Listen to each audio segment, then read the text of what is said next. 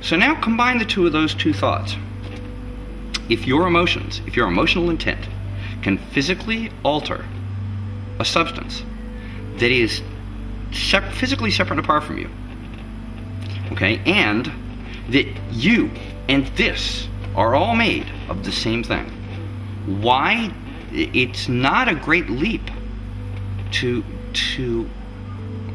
assume that in fact that your intention, that your emotional energy can physically alter the world around you. It only stands to reason, right? I mean, it does for me.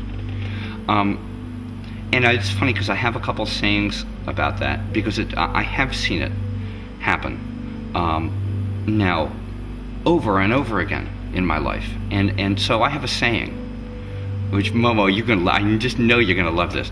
My saying is, I moved it, and it moved. I moved it and it moved. Because you don't, it's like when you're a kid and you taste ice cream for the first time. You're like, holy, that's really good. Well, it's that same kind of realization. And it's one other thing, and this is really important. Really, really, really, really, really important. And it's fun, man, it's one of those emotional things that you want to, I'm going to try not to get weepy when I'm saying it. But the quality of the people who you surround yourself with,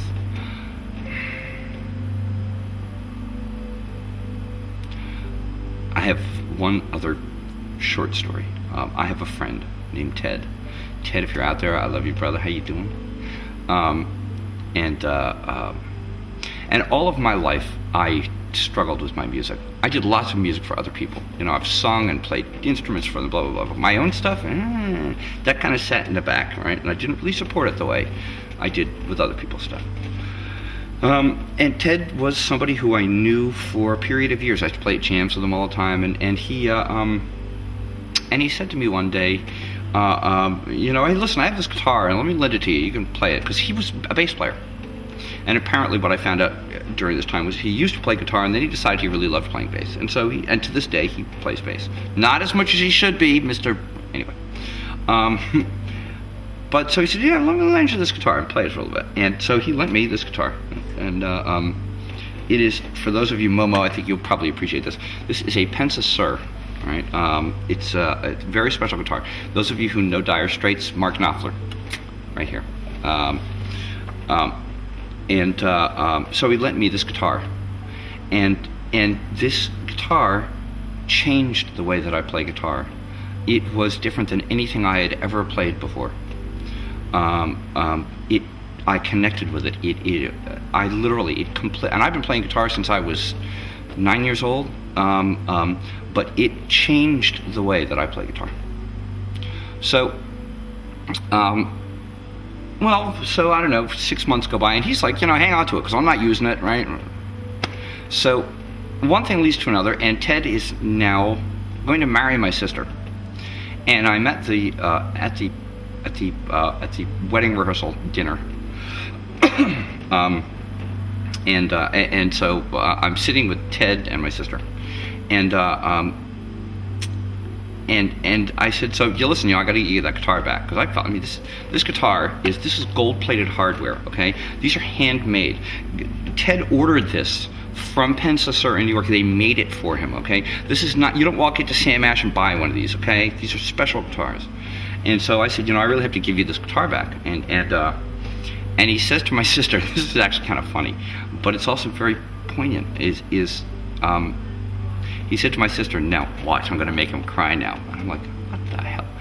So he says, come here, come sit on my lap. I'm like, Ted, please, what? So I sat on his lap, and he says, that guitar that I lent you, he said, I want you to keep it. And I'm like, no, you can't do that. You just can't do that. And he turns to him and he says, no, he said, I realized that when I went there and ordered it, that I wasn't ordering it for me, I was ordering it for you. And my reason for telling that story is that it is about the quality of people that you surround yourself with, and that when you when you surround yourself with people like that, who you support, that's important, who you support, and you find a symbiosis with them, that these remarkable things do happen. They do. So yeah, man, so this is now my baby. This is my baby, who's all over this album, that album. And thank you, Ted. And you know what? I could be homeless and this would be with me, because there's no way in hell. You know, when you're a musician and you get in tough times, you go, okay, well, I can always get another acoustic guitar, so I'll say, not this. This stays with me forever. It's my baby. So, miraculous things really do happen, and I got way more stories than that, but I don't want to take up too much time here.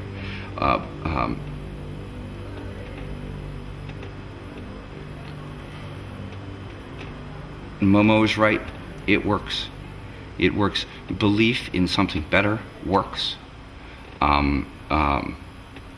There is such a thing as a beautiful world. Momo, I wrote you about this. I hope you got the thing I sent you. I wrote a commentary, a long commentary about this that somebody asked me to write. That there is a beautiful world right here, right now. There really is. I know these are, for a lot of people right now, politically and stuff, particularly here in the U.S., it's a dark time. It's a dark time. But it's a dark time if that's what you choose to see. If that's what you choose to see, because it is a choice. You know, you turn on the news and you watch it every night and you get embroiled in all that stuff. You can live in that kind of world. But there is a separate, completely different world right here, right now, waiting to be lived in. Waiting to be lived in. I'm not going to take you there right now because the sink's full of dirty dishes, but I have a picture that I made that I have hung on my kitchen. And I took a picture of these beautiful billowy clouds with a blue sky. And I printed over the clouds the words "heaven here," and it's hung over my stove. It's a feng shui thing. But that you can find heaven here, right now. And that's the other really important thing. And this, I guess, I'll leave you with this because I don't want to go again. I don't want to go on for too long. That there is always something, no matter how dark the place that you're in.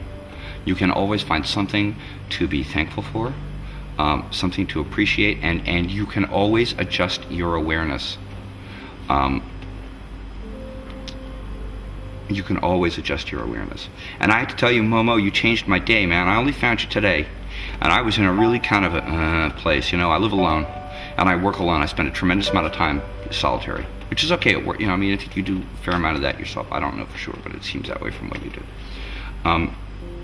And there are times, man, you get in log jams and you just can't move. And I watched, like, I just came upon them.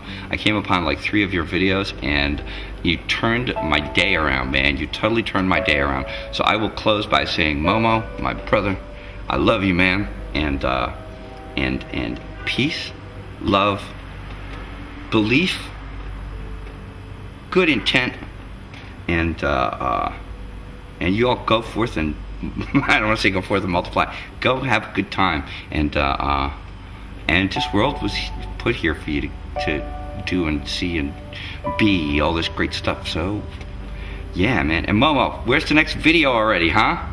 Finally, last but not least, is one other thing I have to do here. I have to see this. Okay, now I've been watching this little about Mac and PC, and I have just one word that I want to inject into it, and I have to move this to this. Okay, ready? Right over here. See this right there? You know what that is? Das.